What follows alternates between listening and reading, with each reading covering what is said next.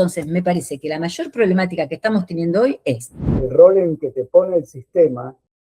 Nuevo encuentro de EduNews y hoy vamos a tratar la urgencia en el aula, la convivencia, la currícula y el bienestar socioemocional. Nos acompañan dos referentes de la educación, como lo son la licenciada Flavia Sarquís, directora de Visionar Coaching, escritora y autora de Coaching Ontológico, un libro pensado para acompañar a los docentes en el aula. Y también nos acompaña el licenciado Alejandro Castro Santander, psicopedagogo y director del Observatorio de la Convivencia Escolar de Mendoza, con quienes vamos a estar dialogando acerca del bienestar emocional, socioemocional en el aula y cómo incorporarlo en la cotidianidad de la enseñanza día a día. Así que les damos la bienvenida a ambos y gracias por acompañarnos en este encuentro. esta conversación que tenemos siempre, ¿no? Esto de tengo que incluir, tengo que integrar, siempre pensando en ese estudiante con una capacidad diferente para acceder al conocimiento. Sin embargo, los 30, los 25, los 28 tienen formas diferentes de aprender. Entonces, me parece que ese es como un punto que explica lo que nos pasa a los docentes. Todo el tiempo estamos sintiendo que no tenemos las herramientas adecuadas para abordar el aula, porque estamos mirando el aula, desde mi punto de vista, equivocado. Necesitamos empezar a girar la mirada sobre el aula. Y eso me lleva a tener que elegir o a poder elegir otro tipo de contenidos escolares, porque vos ya te estás adelantando a inteligencia artificial y al aula del futuro. En principio estamos diseñando espacios de aprendizaje para aprendizajes que ni siquiera sabemos cuáles son los necesarios. Entonces, más que nunca la escuela necesita humanizar el proceso. Necesitamos que esos estudiantes puedan desarrollar fortalezas, en principio de conocerse cómo aprenden, conocerse cómo se equivocan, conocerse qué les resulta más fácil, tomar decisiones. Voy a prontear, voy a pedirle algo a la IA y no sé qué es lo que quiero. O sea, experiencias que tengan que ver con poner el protagonismo. Soy protagonista de mi proceso de aprendizaje y mi docente me acompaña y me facilita y potencia mí. Y el que me está escuchando dirá, sí, Flavia, muy lindo, ¿cómo hago esto con 30 chicos, 14 integrados, una escuela que no tiene...? Sí, claramente, no estoy desconociendo porque uno conoce cuál es la realidad de las escuelas. Pero el punto de partida es aceptar que esa es la escuela hoy. Porque una vez cuando transita las escuelas, o el mundo, compartís charlas con colegas, es como que estamos esperando que vuelva una escuela, ¿no? Que vuelva una escuela que fue y que ya no es, ¿no? Le digo a mis alumnas, yo soy, entre otras tantas cosas, profesora, formo docentes hace más de 20 años de todos los niveles.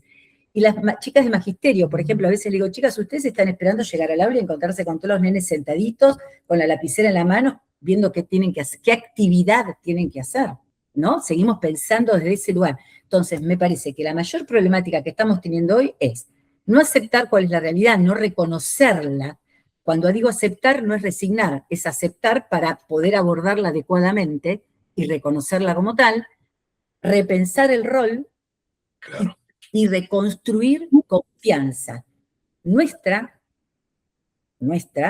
esto que hace un ratito tenía una conversación con un equipo directivo, ¿no? Los docentes, hay dos nenes que se pelean, se los llevo a la directora, porque no sé qué hacer. Hay un nene que llora, se lo llevo a la directora, porque no sé qué hacer. Hay un nene que rompió algo, sí, es como que hay un lugar que fuimos perdiendo de autonomía y de protagonismo y, como decimos en coaching, desde el compromiso, desde aquello que quiero hacer, ¿no? Nos movemos en el mundo de tengo que, y ese tengo es cumplir con algo que no tengo en claro para qué lo estoy haciendo. Necesitamos más propósitos, más claridad de propósitos, Ale. ¿Para qué hacemos lo que hacemos? ¿Para qué elegimos cada cosa que hacemos en la escuela? Interesante lo que vos planteás y yo también pensaba recién, para volver a incorporar a Alejandro, todo esto que sucede en el aula, ¿es lógico hablar directamente de violencia que interrumpe a lo mejor el desarrollo de una clase o tiene que ver con una especie de epidemia de apatía y de desconexión, Alejandro? Todo, pero todo lo que dijiste y más, ¿no? Yo igualmente, a ver, para contextualizarlo, ¿no? Me quedo un poco también con lo que dice Flavia, este aspecto de decir, estoy hablando desde adentro de la escuela, porque hay algo, Flavia, ya habrás visto, ¿no? Que por ahí nos acusan como que uno está hablando desde la estratosfera, ¿no? Tal cual, sí, Y sí, los docentes te dicen, ¿qué sabrá? La quiero ver metida acá adentro. No lo hemos metido, yo soy docente universitario y he estado metido en secundaria mucho tiempo y he sido directivo de instituciones educativas. Y uno entiende perfectamente porque somos mínimamente empáticos, ¿no? Uno reconoce la realidad. Y hay que decir que la realidad es compleja, muy compleja, se ha ido complejizando. Y lo vemos, no hace falta solamente hablar de la escuela, ¿no? Uno ve en el entorno social, lo que son nuestras propias sociedades, nuestras propias comunidades, cómo han ido cambiando. O sea, no se puede ser ingenuo ni ciego, ¿no? En este tipo de cosas. El tema es que no ha habido un acompañamiento, una transformación de las escuelas, ¿no? Cuando hablabas del rol, Ale, ahí yo te diría dos temas hay que ver, ¿no? El rol en que te pone el sistema, de alguna mente que te obliga el sistema, ¿no? Con todos los condicionantes que tiene, y después el rol que uno toma, asume. ¿Soy un docente frente a esta realidad concreta o soy un docente que la sufre, nada más? Punto, ¿no es cierto? Y está todo el tiempo, sí, viendo realidades, no se las inventa, ¿no? Pero cómo las asume, ¿no?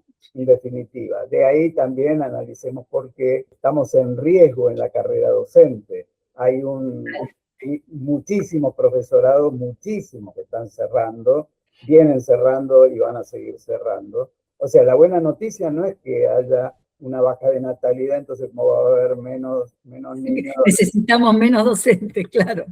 Claro, no hay problema con la falta de docentes, no.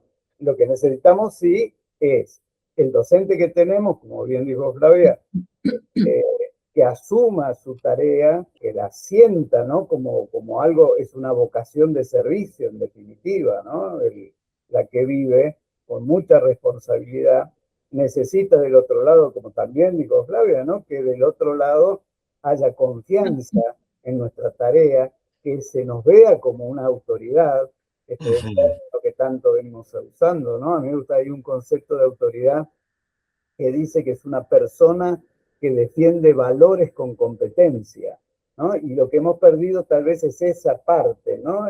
Sí. Ser autoridad en aquello que enseñamos. Hoy hay muchísimas formas de adquirir conocimiento. El tema, bueno, y ahí entra el tema también, ¿no es cierto?, de la IA. Y De la IA, la inteligencia artificial en el aula, exactamente, ¿sí? Tal cual. Con esa transmisión del conocimiento. Hay una filósofa norteamericana, Martha Nussbaum, que hace mucho tiempo viene diciendo o anunciando este déficit de humanidades en la educación, ¿no? Como se ha ido recortando y van quedando solamente materias instrumentales y todo lo que hace a la formación humana está en déficit prácticamente, o sea, quitarla en un análisis, ¿no? Que se hace desde que escribió un libro que se llama Sin fines de lucro, ¿no? Ella que apunta a esto, ¿no? Como la mutilación de las humanidades lenta, ¿no? En las universidades, cuando uno calcula desde que escribió ese libro en el 2010 a la fecha, en algunos lugares se verifica un recorte de más del 50%, ¿no? En la educación obligatoria y en las universidades también, ¿no? Entonces, estamos en un momento bisagra, dicen algunos filósofos, ¿no? O sea, que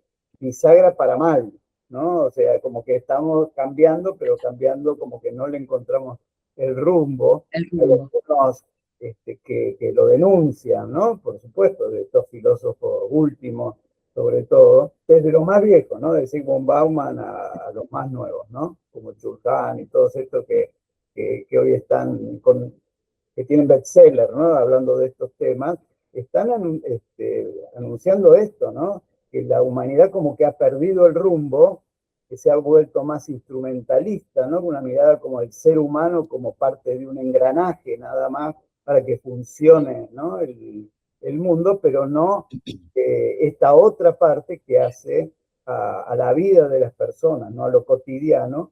Por eso vemos cada vez más, ya no hace falta irse a regiones pobres, sino en la misma Europa, una a la vez, los estallidos que se producen cada tanto, los niveles, ¿no? de crispación social, ¿no? Que se van viviendo, Y bueno, este yo creo que es el gran desafío y la respuesta debe ser educativa. ¿Por qué? Claro. Porque si nos quedamos con el término violencia, es una parte, ¿no es cierto? Empieza, bien hablábamos recién al principio, ¿no? De conflicto, esos conflictos mal resueltos después te pueden escalar a violencia esporádica o a acoso, ¿no? Cuando hablamos de bullying, en el caso de los chicos hablamos de bullying, en el caso de los docentes podemos hablar de acoso laboral.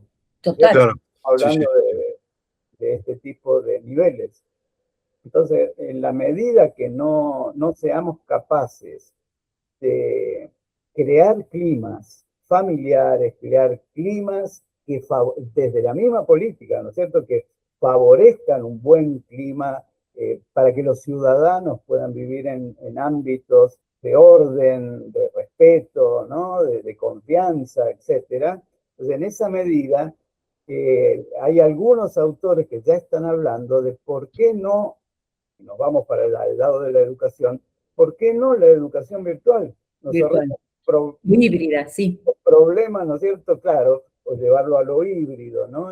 Pero con esa parte de distancia, de encuentro con el otro, ¿no? O sea, directamente nos evitamos un montón de problemas que hoy muchos docentes lo denuncian. Esto es, el docente no es que se queja, el docente está reclamando ambientes, climas distintos. ¿Para qué? Para que el docente pueda enseñar y el alumno aprender. En definitiva, lo básico, lo mínimo, indispensable. Yo por ahí tengo una imagen, la pongo por ahí en las conferencias, donde uno muestra una escuela que no es muy vieja, en donde los alumnos estaban sentados, tranquilos, escuchando, punto. Hoy esa clase es muy difícil encontrarla. Muy difícil.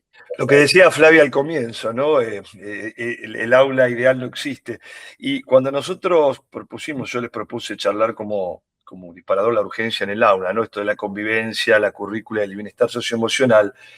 Dentro de lo que ha sido la urgencia en el aula apareció el celular. Y ahora también como parte de la urgencia de quitarlo, es el replanteo de qué sucede cuando eso que le dimos como parte de su vida de estudiantes hoy ya no tiene que estar. Y esta nueva adaptación, porque es una adaptación, ¿no? A los docentes que están en el aula, se sabe que volver a la fuente del libro, el pensamiento crítico, la tranquilidad, el espacio de prestar atención al docente, que cuesta crearlo, pero existe, se puede, es una reformulación también, ¿no? A la que todos estamos de alguna manera, de la que estamos todos atravesando y de la que hay que aprender mucho también, ¿no? Porque es como un aprendizaje, un desaprendizaje y un volver a comenzar. ¿Cómo te lo plantean esto los docentes a los que vos acompañás, Flavia? Y está, como digo yo, el Teams celular y el Teams no celular, ¿no? Y me parece que volvemos a lo mismo, ¿no? Al objeto, al elemento, a la forma, a lo que saco o a lo que pongo. Y vuelvo a insistir con que el análisis es más profundo, porque en realidad, si yo saco definitivamente el celular, y esto sí es un punto de vista, que es el instrumento con que hoy nuestros alumnos y nuestras alumnas aprenden, viven, conviven, conversan, es parte de su vida. Eso ya los saca de foco, ¿no? A lo que ellos encuentran como un espacio de. Entonces, yo creo que tenemos que empezar a construir, porque ellos me lo traen, no, sacalo por favor porque no puedo dar clases, y tenés el colega que te dice, no me lo saques porque yo trabajo re bien con el celular. Entonces, si tengo estas dos posturas, el problema es el celular o lo que yo hago con el celular. Claro. O lo que yo construí antes. Entonces, si yo tengo una clase que se vuelve verdadera experiencia de aprendizaje, no el aula tradicional, que como bien dice Alejandro, ya no la encontramos, esa se extinguió, bueno, empecemos a descubrir cuál es la nueva. Y si la nueva tiene formas de convivir con el aprendizaje diferentes, donde en un momento hoy estoy con el celular, en otro momento estoy en una compu trabajando con la inteligencia artificial. A ver, vamos a evitar que un alumno nos descargue hoy los alumnos del campo de la práctica te descargan los planes de clase. ¿Voy a evitar esto? No puedo. Necesito sentarme, no puedo, porque no tendría tampoco sentido. Voy a sentarme con la oportunidad que me trae la inteligencia artificial y decir, bueno, esto que me está trayendo el chat, si es el chat o lo que fuere, que sí, que no, para qué esto, para cuál otro, empezar a intervenir en estas cuestiones. Entonces, desarrollemos estas habilidades porque nos va a pasar lo mismo que la inteligencia artificial. Ya nos pasa con la inteligencia artificial. Entonces, creo que no es el objeto, no es el recurso, sino es qué hacemos con ello. Por eso hace un ratito hablaba de que tenemos que tener claridad de propósitos. Si yo tengo claridad de por qué voy hoy a trabajar este recorte de contenidos y que ese recorte no remite a la descripción del contenido, sino qué aprendo con ese contenido y para qué ese contenido, qué estructuras cognitivas, bueno, a partir de ahí elijo. Para este momento está bueno el uso del celular porque podríamos hacer tal cosa, para este otro momento puedo usar inteligencia artificial y para este momento necesitamos sentarnos en el piso y conversar y escucharnos. Me parece que eso es lo que tenemos que, y cuando hablaba de los caminos voy por ahí. Necesito empezar a documentar lo que me pasa, necesito empezar a registrar preocupaciones, preguntas, interrogantes, discutamos, puntos de vista, que el aula sea viva. Y por eso tenemos que trabajar el rol. Sí, yo pensaba lo que vos decías recién y para Alejandro, ¿no? Que sos psicopedagogo, todo lo que plantea Flavia, que es el aula que tenemos hoy, que no se puede negar, porque hay que adaptarla, porque hoy los alumnos vienen también ellos son partícipes, ¿no? Y todo lo que se plantea del rol activo, el co-creador de la clase, el protagonista, que es verdad. Pero hay una cuestión que ha quedado un poco relegada, que es el de la escritura en algún punto, ¿no? Y vos como psicopedagogo, esta cuestión de que de repente te encontrás en un aula donde de 20 alumnos te dicen, no sé, no quisiera decir el 50%, pero un gran porcentaje, yo no sé escribir en cursiva. Y a veces se subestima el volver a trabajar la letra cursiva sin entender todo lo que hay detrás del escribir con la mano. ¿Está bien? Entonces, Alejandro, ¿cuál es tu mirada sobre este tema? ¿Y qué está pasando también, vos que sos parte de este observatorio, incluso también que tenés un pie en lo que es UNESCO, si no me equivoco? ¿Qué está pasando en el mundo con esto de la letra no cursiva, la imprenta y el celular, la computadora, la tablet? ¿Cómo logramos la convergencia, como decía Flavia, de estas dos corrientes para que podamos seguir aprendiendo, resignificar la enseñanza y, en definitiva, poder dejar huella, ¿no? He tenido la oportunidad de charlar acá con alguien que me parece una referente muy, muy grosa, como se dice hoy en día de la educación, que es Mariana Maggio, y ella siempre hace referencia a esto de dejar huella en los alumnos, que en definitiva es la vocación del docente y el objetivo, y que a veces no pasa. Ya te doy la palabra, Alejandro, no quiero extenderme, porque te recuerden puntualmente sobre todo lo que le enseñaste, que obviamente la materia tiene que ver con eso, pero a veces una palabra, un consejo, vale más que todo lo que está escrito en una currícula, porque cuando el alumno recuerda ese consejo del profesor, es el que a lo mejor, sin que uno se dé cuenta, marcó el camino para elegir una carrera o para optar por algo que le hizo bien a esa persona como ser humano y que la formó para el resto de su vida, ¿no? Pero Alejandro, volviendo a un punto, ¿qué pasa esto con la letra, la escritura, el volver a las redes socioemocionales, ¿no? Bueno, eso se ha estudiado, ¿no? Mucho. Ya venimos siempre en educación con esto que se llama la querella de los métodos, ¿no? Estamos siempre planteándonos qué funciona, qué no funciona, qué se le echa la culpa, ¿no?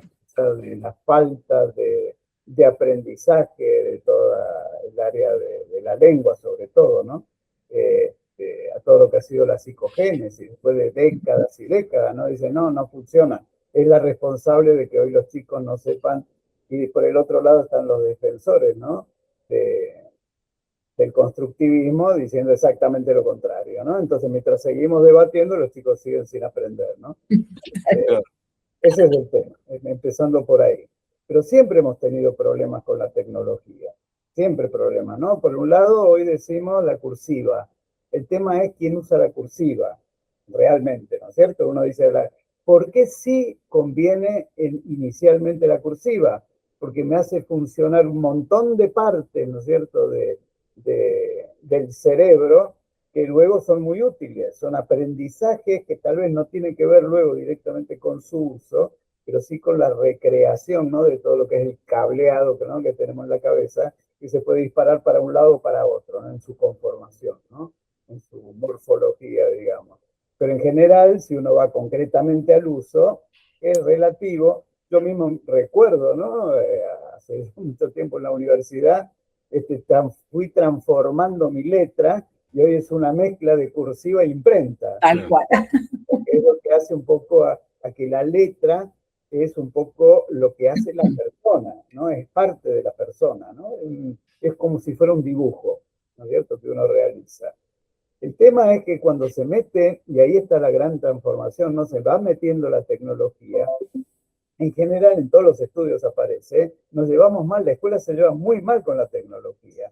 Desde los orígenes, ya uno podría decir de edad de, por poner una fecha, ¿no?, de inicio del siglo XX, ya cuando se hacía ese congreso internacional en Francia de la ciencia y la tecnología, donde se mostraban todos los nuevos, lo nuevo que estaba apareciendo y cómo esa tecnología iba a transformar el mundo y se iban a terminar las guerras, se iba a terminar la pobreza, se iba a terminar la ignorancia, etcétera.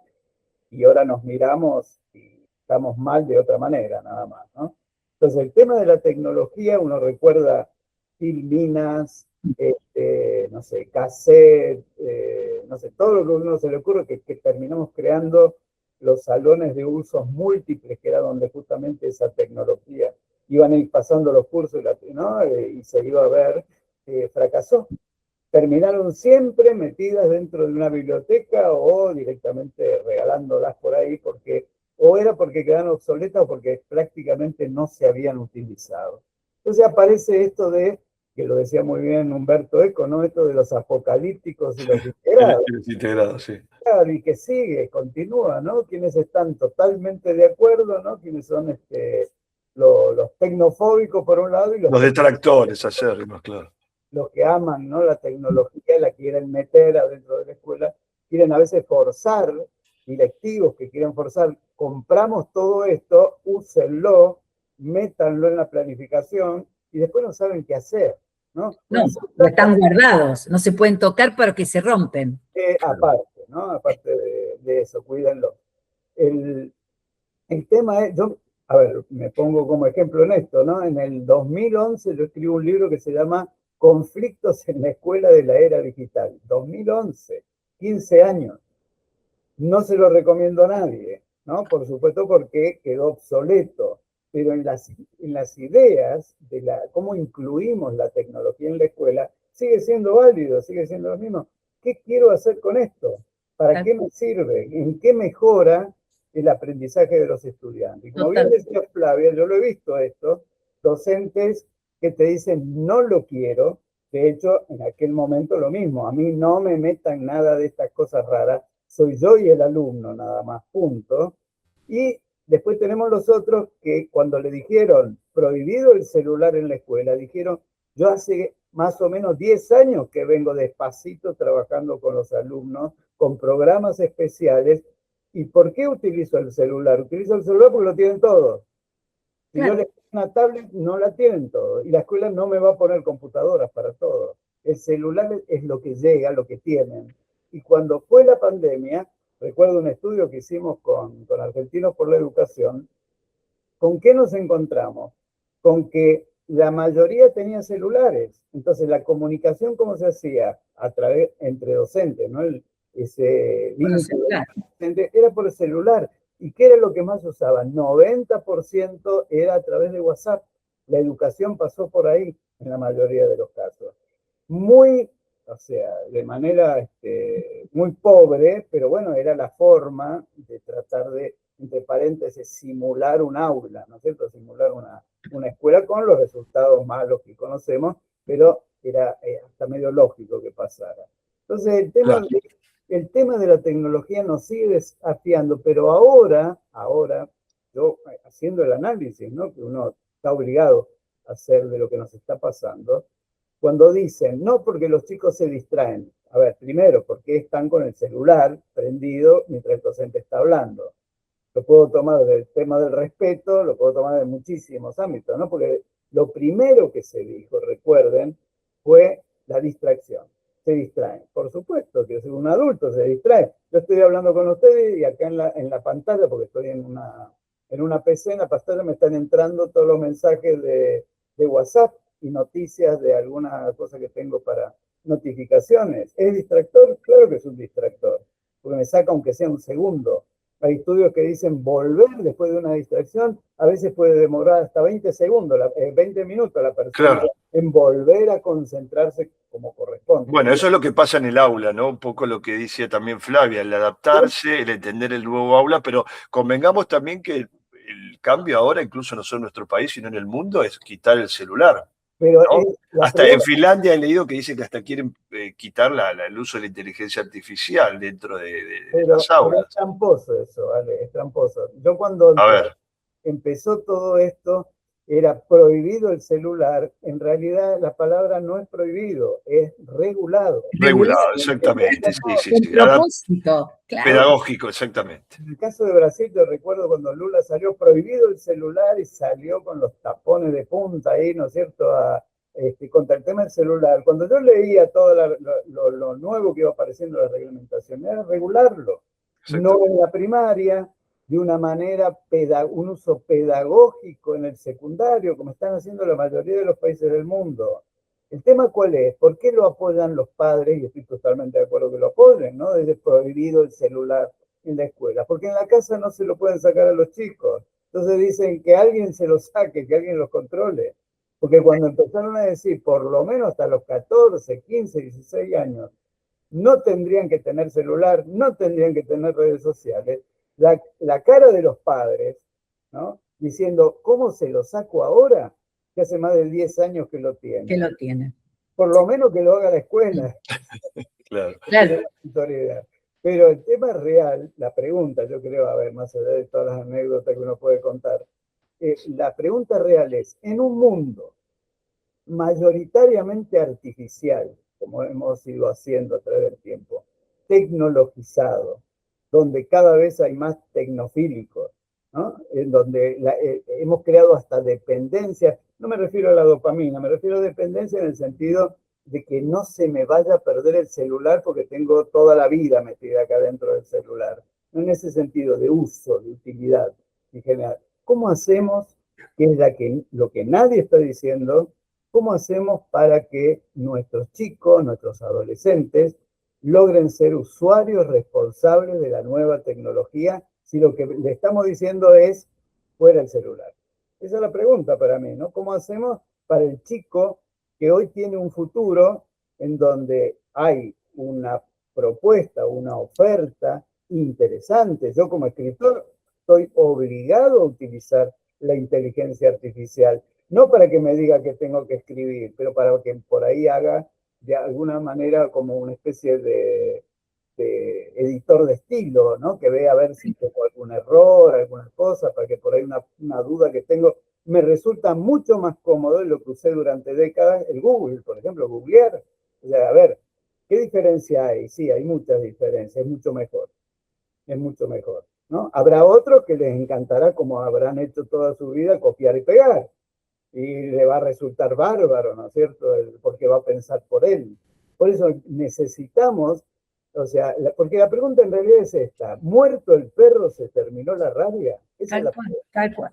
Entonces, prohibimos en la escuela, que podría ser la que lo regula de manera inteligente, pero se lo dejamos el resto del día, tiene 24 horas, se lo dejamos a los padres. Y los padres, por supuesto, ya no lo pueden controlar. Mínimamente hoy le decimos a los padres, retrasen el uso del celular. Claro, eso sí. Regalando los 7, 8 años regalando un celular, porque los chicos no van a ponerse a estudiar con el celular. Es que la responsabilidad es tripartita, ¿no? Y volviendo un poco a las fuentes y para ir cerrando, no les quiero sacar del tiempo precioso que me han destinado para charlar hoy, entre familia, escuela y, por supuesto, dentro de la escuela, directivos, docentes y alumnos. Eso es innegable y es un poco lo que veníamos hablando los tres. Esto no es de ahora, es desde que existe la educación. El rol de la familia hoy es más vital que nunca. Si el acompañamiento no empieza desde casa, el colegio adquiere cargas que las va a llevar lo mejor posible porque el colegio educa, pero vamos a tener dificultades. Entonces el acompañamiento de la familia hoy a lo mejor es mucho más fácil, un poco lo que decía Alejandro. Yo cuando vos comentabas lo de los padres gritando no se puede sacar el celular, la imagen que todos tenemos cuando viajamos en un subte, la mamá con el cochecito y ya los chicos desde bebé al lado de la mamadera de chupete tienen el celular. Es una realidad. Entonces Total. cuando el niño llega a comenzar la escolaridad a los 4, 5, 6 años, si no antes, perdón, es algo que lo tienen incorporado. Pero la regulación del celular dentro de las aulas es el objetivo, es el trabajo cotidiano que seguimos haciendo dentro de las escuelas, ¿no? Quería cerrar, ya que los dos son escritores, ¿no? Y sé que los dos tienen dos libros muy, muy recientes, en el caso de Flavia, el coaching ontológico, y el tuyo, Ale, de la cara oculta del bullying. ¿Cuáles son los 3 tips que les parecen que les podrían dar a ustedes, a quienes estén buscando informarse y leer y conocer un poco más de estos temas? Yo sé que cuesta a lo mejor ser autorreferencial, ¿no? Pero está bueno porque ustedes son, o si quieren lo pensamos desde este punto de vista, ¿qué fue lo que les motivó a escribir? ¿Cuál fue la llama que siempre digo yo, de la pasión de sentarse a escribir y decir, sobre esto quiero hablar y sé que a la gente le va a interesar? O sobre esto quiero escribir, ¿no? Perdón, en el caso de Bueno, ustedes que son escritores. empiezo yo porque lo mío es muy humilde, al lado de todo el recorrido de Alejandro, que después descubrí que en algún momento, bueno, porque mi libro ha sido editado por Bonum, y ahí mirando a Alejandro encontré tu historia también ahí. A mí en lo personal me llevó a escribir, primero que yo incursioné en el mundo del coaching educativo después de casi 35 años de educadora, porque empecé a encontrar ahí esto de una nueva mirada sobre lo que estaba pasando. Por eso siempre mi posicionamiento está ahí, ¿no? Como empezar a mirar desde un lugar diferente, encontrar otras explicaciones. Y acompañando equipos docentes durante muchos años, porque tengo casi 30 de directora y formando docentes, empecé a sentir que fuertemente necesitamos un espacio para repensarnos. Por esto un poco lo que yo fui trabajando, contando, charlando con ustedes hoy acá, es lo que me llevó a escribir ese libro que en realidad justamente se llama Coaching Educativo, un enfoque innovador para potenciar aprendizajes. Una mirada diferente, ¿no? Desde ahí el concepto de innovación, o que no estaba habitualmente en la educación, aunque ya el coaching educativo tiene muchísimos años, pero para potenciar el aprendizaje de la organización, de las personas y de los estudiantes. Entonces, ¿para qué ese libro? Para la devolución que yo tengo del libro es, cuando tengo algo, voy a buscarlo porque ahí estoy yo, ¿no? Busqué un libro donde el educador pudiese dejar registro de lo que va pasando, de lo que va sintiendo y lo que va pensando, como una invitación a reflexionar. La cara de mi hija y ¿Sí? pone mix como Entonces, me parece que eso fue el propósito de este libro, revalorizar, reencontrarnos con la esencia y aceptar que la escuela es otra y que tenemos que empezar a transitarla de una manera diferente. Por ahí va el sentido del libro. Buenísimo, Flavia. Alejandro. Y estaba pensando, ¿no? Y forma parte de esto que hablamos del clima, ¿no? Crear clima, crear el ambiente propicio para que se pueda dar lo educativo, ¿no? Es así. No, lo mío empezó por ahí hace 22, 23 años, cuando me invita, bueno, fue Bonum que me invita justamente a través de Julio César Lavaqué. Claro. Empezaba ahí la sección de educación de Bonum, que siempre ha sido más una librería catequística, digamos. Sí, claro, espiritual, Bonum espiritual. Empiezan a trabajar, se anima él a decir, yo me encargo de coordinar educación, y me escribió uno de los primeros libros, fue Desaprender la violencia, ¿no? Que yo por ahí digo, desaprender la violencia es como que tendría que ser el último libro, ¿no? Porque después en realidad lo que iba haciendo era todo lo previo, ¿no? Todo lo previo, lo que se iba dando, cómo hacer para prevenirlo. Hoy hablamos también de prevención, ¿no? Que sería que no pase. Claro. No solamente no estar previniendo cosas, sino directamente, previo, no dentro del paraguas de la prevención, que no pase, no llegar a eso. Y luego, bueno, todos los demás libros que junto con otra editorial, que es Homo Sapiens, fui desarrollando esa idea, en definitiva, ¿no? Que por ahí suena raro, uno analiza, me fui para otro lado, decía yo, no, en realidad todo es lo mismo, convivencia humana, ¿no? Yo en estos momentos, no sé, 27 libros creo que debo tener, si uno los mira, uno lo pondría compendiar en uno, ¿no?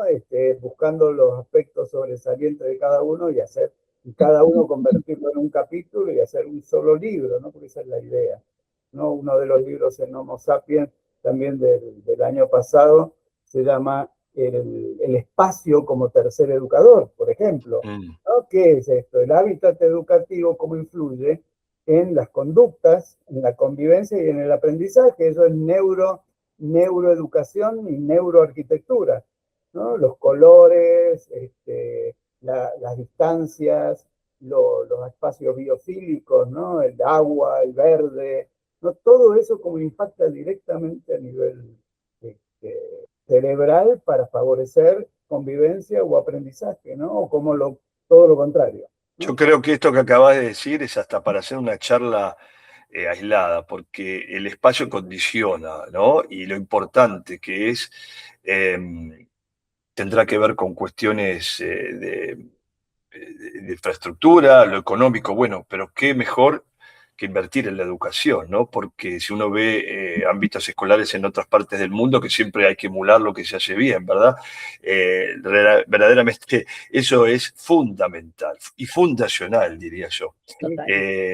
Parte de la nueva escuela tiene que ser que la escuela también tenga la posibilidad de ser transitada, ¿no? Por espacios edilicios que acompañen todo esto que recién vos resumiste tan perfectamente, ¿no? Y que no es un tema menor, sino que es un tema vital y que pareciera que por diferentes cuestiones siempre se ve relegado y que solamente está restringido a algunos que tienen la posibilidad de acceder a estructuras edilicias nuevas, modernas o adaptadas a lo que hace que el alumno y los quienes transitan las escuelas, no alumnos, docentes y también las familias, puedan vivir una experiencia donde la concentración y donde verdaderamente, quiero yo, los alumnos sientan que ese es su segundo hogar. Porque volvamos a lo mismo, el colegio, desde que el colegio existe, es el segundo hogar para los alumnos y para las familias. Volvamos a lograr que eso las familias y los alumnos lo sientan, ¿no? Que quieran ir, porque todo lo que nos rodea, y que es parte de lo que estuvimos hablando hoy,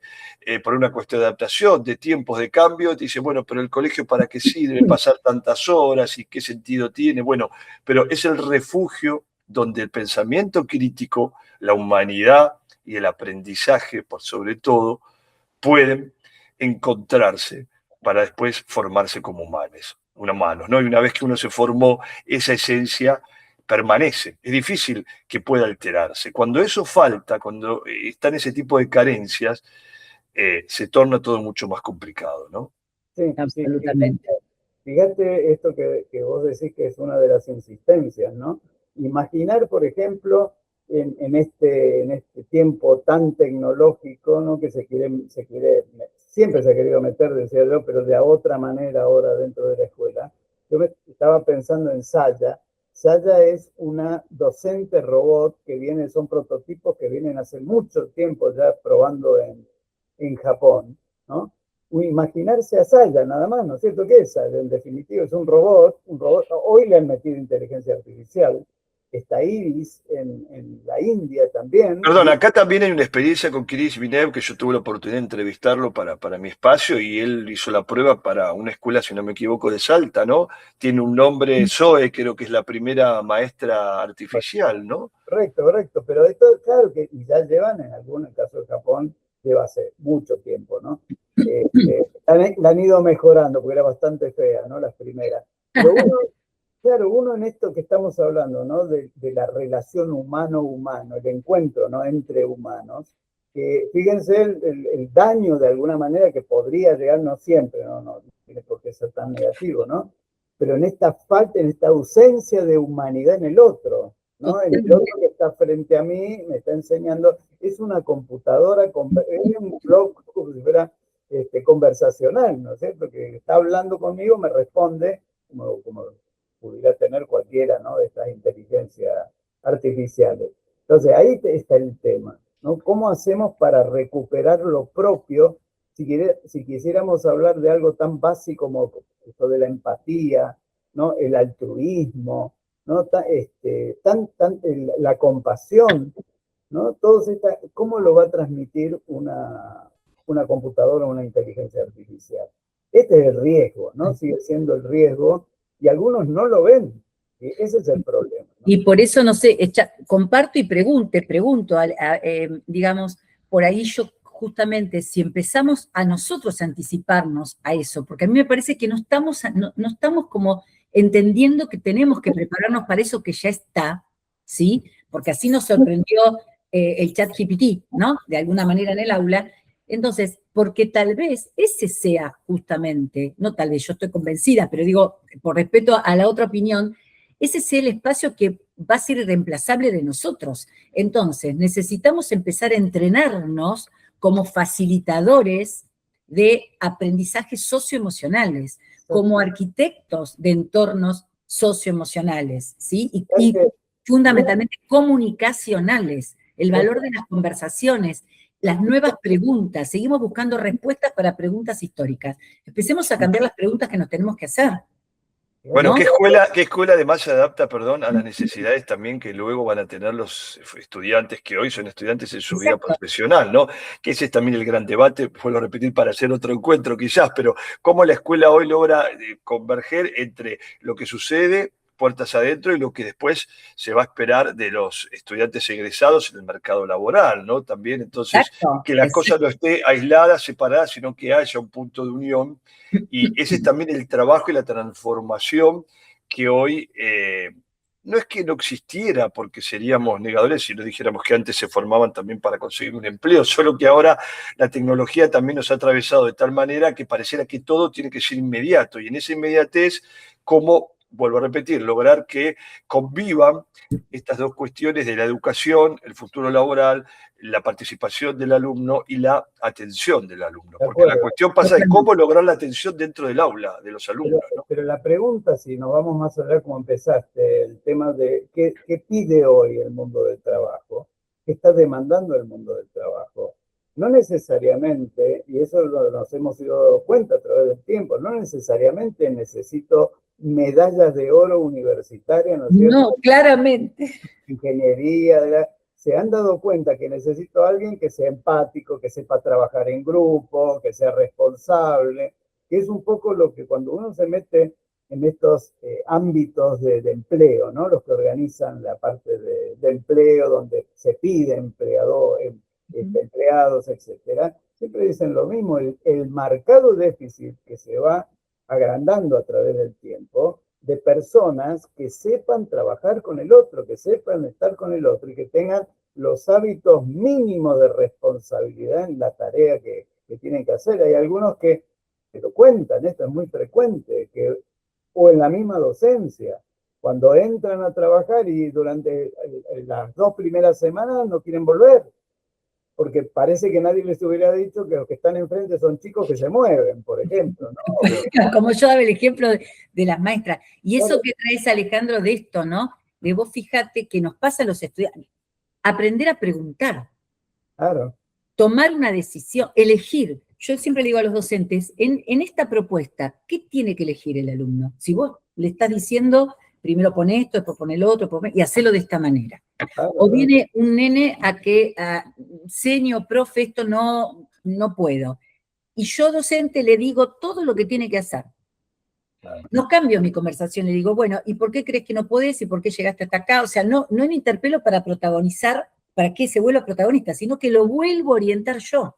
Exacto. Eso es lo que tenemos que necesitar, porque si no, no podemos lograr ese protagonismo en ellos, que es lo que está diciendo Alejandro, que hoy necesita el adulto en un mundo laboral. Esto que decimos que la maestra me trae al nene porque se pelea con el otro, al director, tiene que ver con esto. Que no sé cómo tomar una decisión. Es que la capacidad de adaptación va a ser central, lo es. Y esa capacidad de adaptación también hay que tenerla dentro del aula. Por supuesto, con los límites necesarios, ¿no? Porque yo entiendo que hay tiempos que hay que respetar, el tiempo no es infinito, la clase dura lo que dura, el cuatrimestre también, hay que cerrar notas, pero en ese proceso creo que es muy importante también que logremos acompañar y aprendiendo a dosificar cuándo hay que ser rígido o estructurado y cuándo o cuánto hay que desestructurarse para poder lograr ese aprendizaje. Y eso también no es fácil, pero creo que es uno de los desafíos más grandes que tienen hoy, que tenemos hoy los docentes, ¿no? El acompañar desde ese punto de vista y las diferentes miradas que resulten en resultados, valga la redundancia, no positivos, valorables, ponderables y medibles, creo que es lo que nos va a llevar a entender un poco más y a lograr esa conexión que quizás hoy falta, porque el momento del aula sucede eso, de repente, ¿qué está pasando? ¿No? Que la clase se interrumpió, bueno, la clase se va a interrumpir, veamos cómo volvemos al tema y qué quedó de esta clase. No, bueno, yo no les quiero sacar más tiempo porque ha sido hermosa charla, les quiero agradecer infinitamente a los dos por participar en EduNews y que esta no sea la primera ni la última, ¿no?, de los encuentros y los tengo acá como colaboradores y cuando quieran contar algo, bienvenido sea acá a EduNews para comunicarlo y para difundirlo, que este es un espacio creado pura y exclusivamente para todo aquel que le interese la discusión y la cultura, ¿no? Bueno, y bienvenido, y gracias por la invitación, magnífico el encuentro, conocerte, Alejandro, y bueno, que las personas nos conocemos así, conversando, esa es la forma de conocernos, ¿no? Y en educación, por supuesto que es fundamental la conversación y la escucha, ¿no? Que eso es lo más importante. Sí, recuperar el encuentro. Yo tengo una frase siempre puesta y la tengo que poner en un cuadro más grande, ¿no? De Baber, ¿no? Que decía, la vida verdadera es encuentro, ¿no? Exactamente. ¿Qué es esto, no? Y lo tenemos que mejorar el encuentro, ¿no? Y en la educación, le agregaría yo, si no hay encuentro, es difícil que se produzca la educación. Exacto. ¿No? Bueno, un abrazo para los tres, para los dos y para mí también. Sí, obvio, para los tres. Cuídense y nos estamos viendo en cualquier momento. Gracias por su tiempo. Gracias a vos, gracias, cariños. Chau, cariños.